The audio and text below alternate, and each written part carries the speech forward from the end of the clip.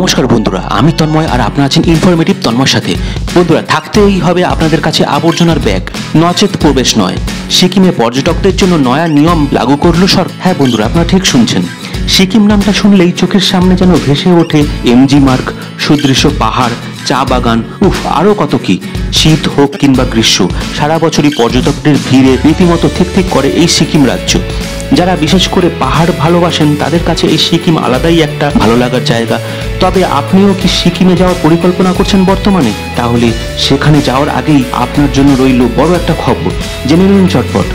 বন্ধুরা, আগামী দিনে যদি আপনিও সিকিমে যাওয়ার পরিকল্পনা করে থাকেন, তবে এক্ষেত্রে সরকারের তরফ থেকে পর্যটকদের উদ্দেশ্যে বিশেষ কড়া নিয়ম জারি করা হয়েছে। নির্দেশিকা অনুযায়ী সিকিমে প্রবেশকারী সমস্ত পর্যটক যানবাহনকে এখন আবর্জনা ফেলার জন্য বাধ্যতামূলকভাবে ব্যাগ বহন করতে হবে। পর্যটন ও অসামরিক বিমান পরিবহন বিভাগের জারি করা আদেশে বলা হয়েছে যে পরিবেশের কথা চিন্তা ভাবনা করেই এই সিদ্ধান্ত নেওয়া হয়েছে। নির্দেশিকায় বলা হয়েছে যে ট্যুর অপারেটর, ট্রাভেল এজেন্সি এবং চালকদের দায়িত্ব থাকবে যে যাত্রীদের ব্যাগে আবর্জনা ফেলতে বলা।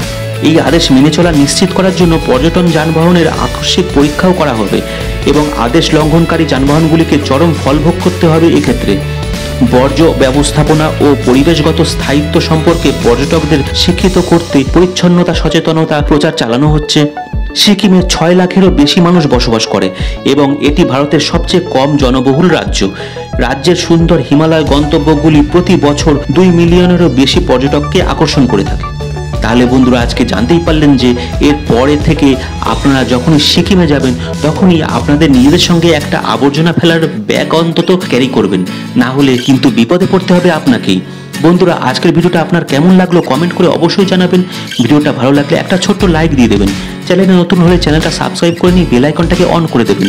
তাহলেই আমার পরবর্তী সমস্ত ভিডিওর আপডেট আর নোটিফিকেশন চট করে আপনাদের মোবাইল স্ক্রিনে পৌঁছে যাবে। বন্ধুরা, আজকের মতো এই ভিডিওটা এখানেই শেষ করলাম। পরবর্তী দিনে আরও এই ধরনের ভ্রমণ সংক্রান্ত ভিডিও নিয়ে আপনাদের সামনে চলে আসবো। ভালো থাকবেন, সুস্থ থাকবেন। জয় হিন্দ, জয় ভারত।